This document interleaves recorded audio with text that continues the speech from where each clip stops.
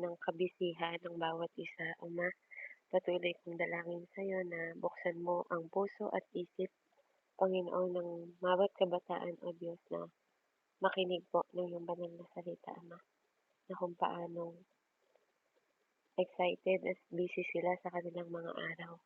Ganun din nawa ang kanilang mga puso sa oras na 'to, na maging excited din sila, Panginoon, sa mensahe, Ama. Kaya purihin ka, O Diyos, in Jesus' name, Amen.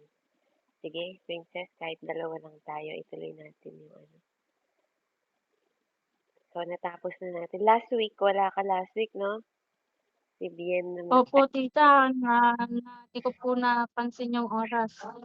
Hindi Mm. po ako naka-join nun.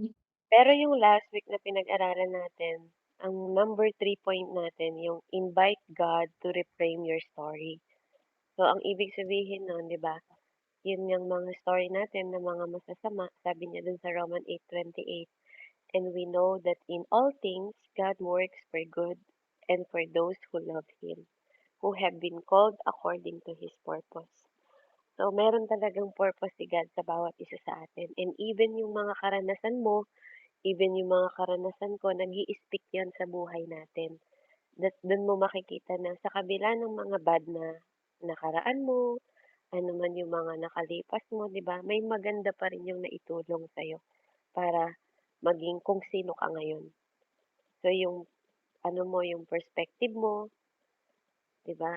Yung ano mo sa buhay, naging mas malakas ka dahil sa mga pagsubok na yun, naging mas matatag ka dahil sa mga pagsubok na yun. Yun yung kagandahan nung ano, nung kung ano, kung yung mga, pag nire-reframe ni Lord, inaayos niya yung ating, ano, ini-invite natin siya sa ating story, 'di ba? Wala, kahit papangit yung story natin o yung nakaraan natin, maganda yun. Kasi pinulutan natin yun ng aral. So, nasa point number 4 na tayo kasi 'di ba, ang topic natin is born again, not bound again. Amen.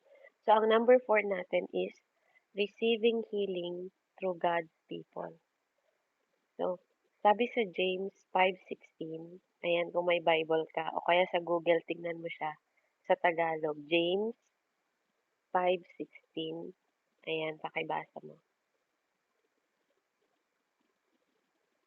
Sabi niya sa English, confess your Sige po. sins to each other and pray for each other so that you may be healed. Okay, basahin mo siya sa Tagalog. James 5, verse 16.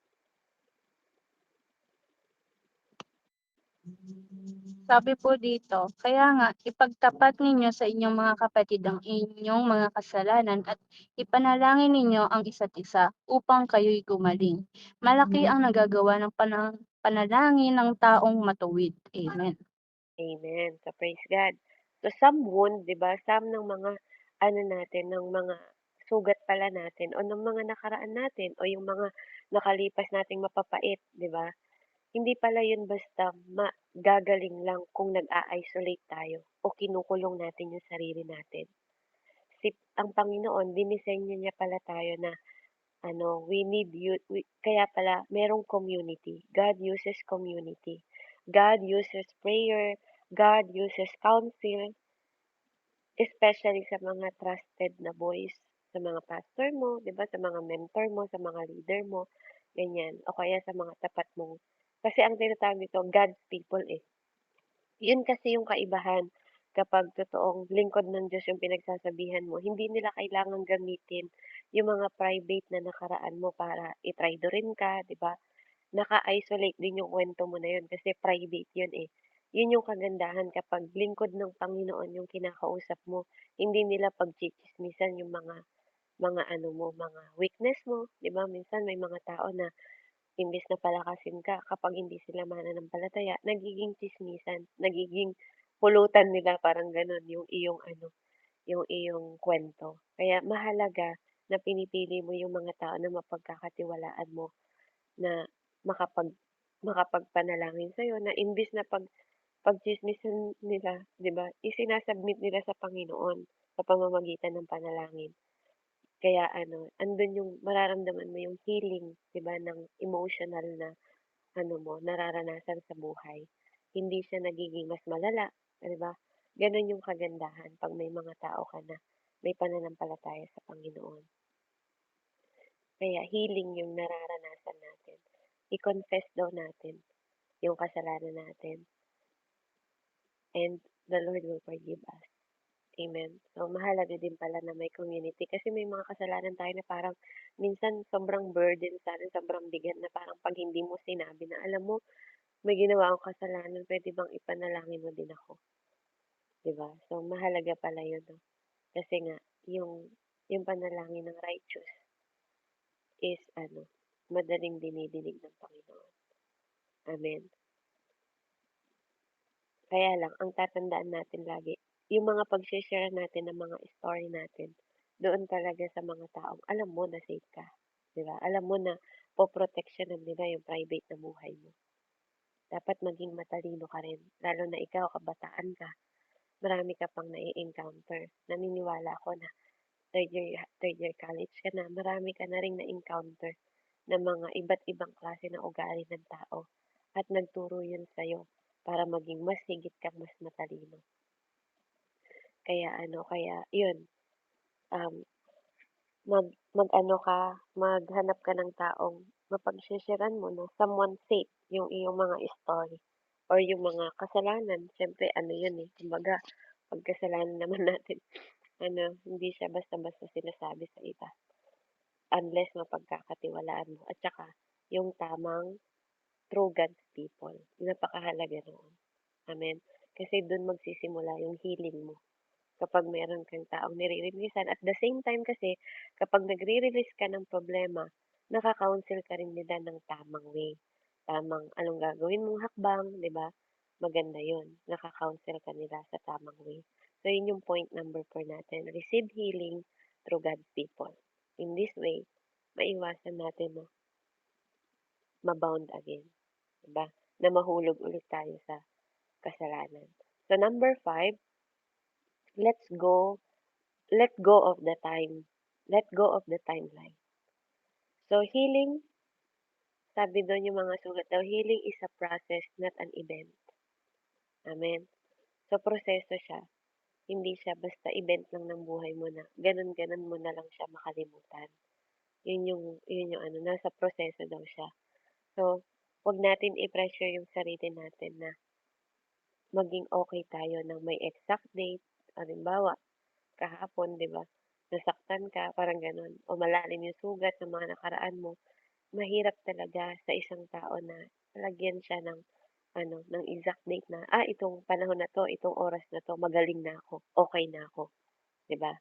Pero yun yung alam mo kapag tayo nasa Diyos na, yun yung pinaka-uncommon life, hindi natin ini-ignore yung pain. Hindi mo kailangan i-ignore yung pain para sabihin na okey ka, 'di ba? Kapag naglalakad ka kasama ng Panginoon, andoon 'yun, 'di ba? Ginagamot din ng Panginoon, niya tayo.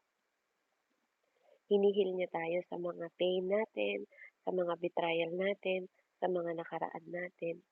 'Yun yung nagre-remind sa atin na the cross is not just to rescue us. Hindi ang cross hindi lang 'yan basta para iligtas ka o i-rescue ka. Ito yung ano, nagsisimbolo din siya ng ire-reset niya, 'di ba? Inire-reset niya yung mga bagay na ano, na parang mapapait sa'yo. Binibigyan ka ulit niya ng bagong simula kasi 'di ba sabi sa cross pinako lahat ng mga kasalanan natin, lahat ng mga ginawa natin, lahat ng mga nakaraan natin. So, ganun din yung binibigay ng Panginoon sa atin na 'pag naintindihan mo ng mas malalim yung salita ng Diyos, yung cross gagawin mo siya na kumbaga si Jesus nung nakilala mo, gagawin mo na kalakasan mo yun para magsimula ka ulit sa bagong hinaharap mo kasi you've been born again. 'Di ba? You are born from above, ganyan. You've been born again. Hindi na ikaw yung dating princess. Ikaw na yung bagong princess na mas higit mo. Kung naunawaan mong may Diyos noon, dahil nagkaroon ka ng relasyon ngayon, mas malalim mong naintindihan yung gustong sabihin sa'yo ng Panginoon. That means, yung mga kahihiyan, 'di ba, hindi na mula sa'yo, hindi na galing sa'yo, kundi lahat 'yan mailalagay sa krus. Kasi 'yun yung way ni God, eh, para hindi tayo makaramdam ng kahihiyan sa sarili natin dahil sinasabi natin makasalanan tayo. 'di ba? Yung guilt din, hindi na yung guilt ang magde-define sa'yo kasi yung guilt ilalagay ni Lord sa cross. Amen? Even yung sin, even yung kasalanan, hindi na rin yan yung magkokontrol sa'yo. Amen? Even yung kaaway, hindi na rin yun yung magpapangalan sa'yo. Kasi minsan, kapag nakakagawa tayo, sabi ko nga, ng mga una nating topic, di ba? Pag hindi mo nakilala yung identity mo, yung mga kaaway o ibang tao na gagamitin ng kaaway ang magbibigay sa'yo ng name mo, 'di ba? Pero kung kilala mo ang identity mo kay Christ, alam mo na you are child of God. Hindi ka nila kailangang pangalanan na ikaw ay failure, 'di ba? Na ikaw ay hindi magtatagumpay sa buhay, gano'n. Kaya, so don't go back kung saan namatay ang Panginoon.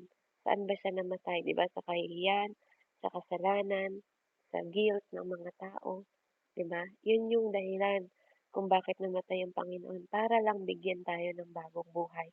Kaya wag na tayong bumalik ng bumalik sa kasalanan kasi hindi ka lang basta born again para mag-bound again, 'di ba?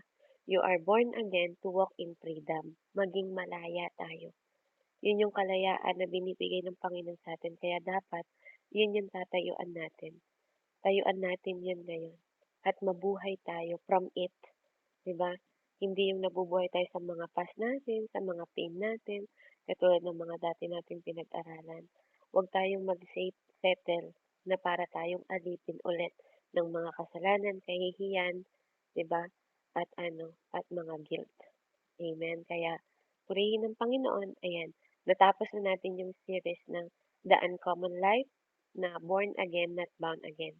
So, ulitin ko yung number one natin na pinag-aralan dati. Hallelujah. Number one topic natin is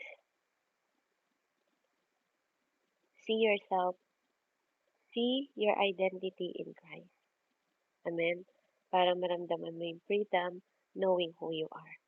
Hindi yung definition ng mundong ito. Pangalawa, heal from your past. Hindi ka nabubuhay sa nakaraan mo. Nabubuhay ka para sa kung sino ka ngayon, sa identity ni God, para ma-avoid mo na lumakad ka, 'di ba? Sa mga bagay na nagbigay sa iyo ng kasakitan kasi freedom yung binibigay ng Diyos hindi para mag-pretend ka lang na walang nangyari sa buhay mo noon. But, yun lang yung kagandahan. Pag nasa Panginoon ka, mahihil ka sa mga nakaraan mo. Pangalawa, pangatlo, yan nga, yung ano ka, um, pangatlo is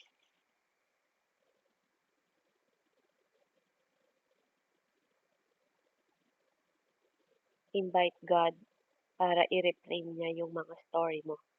Para baguhin niya yung mga story mo. And number four na pinag-aralan natin ngayon, tanggapin natin, receive healing through God's people in a way na nagko-confess tayo sa kanila at ipanalangin nila tayo at i-counsel tayo. And number five, let go of the timeline. 'Di ba? Walang date ng healing mo, walang exact date. Pero kung lumalakad ka sa Panginoon, habang lumalakad ka kasama ng Lord, andun na, nararamdaman mo na wala ka na palang galit, 'di ba? Wala na pala yung mga kahihiyan, wala na pala yung pain ng nakaraan mo. Kasi habang lumalakad ka at sumusunod ka sa Diyos, 'di ba? Pinagagaling din ng Panginoon yung mga bagay na alam niya na alam niya na mas makakabuti para sa iyo. Kaya glory to God and praise the Lord. Nawa sa mga tao na mga kaibigan mo, ma-share mo din yung ginawa ng Panginoon sa buhay natin. Kaya salamat. Let's pray. Heavenly Father, maraming salamat po na Lord, even si Princess lang yung nandito sa loob ng gawain and even ako lang, Lord, alam ko na kakatagpo to sa buhay niya at alam ko na marami ding mga kabataan at mga kaibigan niya na pwedeng lumapit sa kanya na siya naman yung maging way kasi siya yung anak mo na magpanalangin sa kanila o maglapit Panginoon sa kanila sa iyo para makilala ka din nila. At nang maramdaman din nila yung kapayapaan na meron si Princess ngayon, yung lakas na meron siya ngayon, yung mga yung mga bagay na natutunan niya sa gawaing ito, Panginoon, na pwede niya ring ibahagi sa ibang tao upang maging kalakasan at pagpapala siya sa marami pang kabataan, Panginoon. Marami pong salamat sa buhay niya at salamat po sa araw na 'to, Panginoon. In Jesus' name, hindi po aksidente ang araw na 'to at oras na 'to. Kaya salamat sa pinagpalang araw at oras na 'to, in Jesus' name. Amen. Praise the Lord. Ayan. So, Princess, what have you learned? Ano yung natutunan mo at dadalhin mo, di ba? Sa topic natin today. Opo.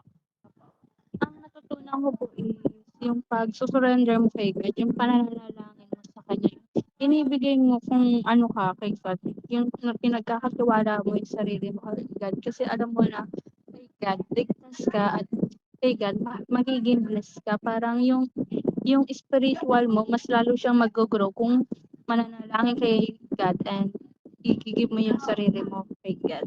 So yun po. Amen. Amen. Sa palagay mo, malaking bahagi sa inyong mga kabataan ngayon na ano, na makilala ang Panginoon. Do you think sa Yes po. generation, oo, ano yung impact? Yes Yung, po, super laki. Super laki po 'no, kasi talaga sa generation po namin ngayon madami pong kabataan na andiyan nag-iinom, hindi pumapasok para makapagbisyo, yung mga gano'n po.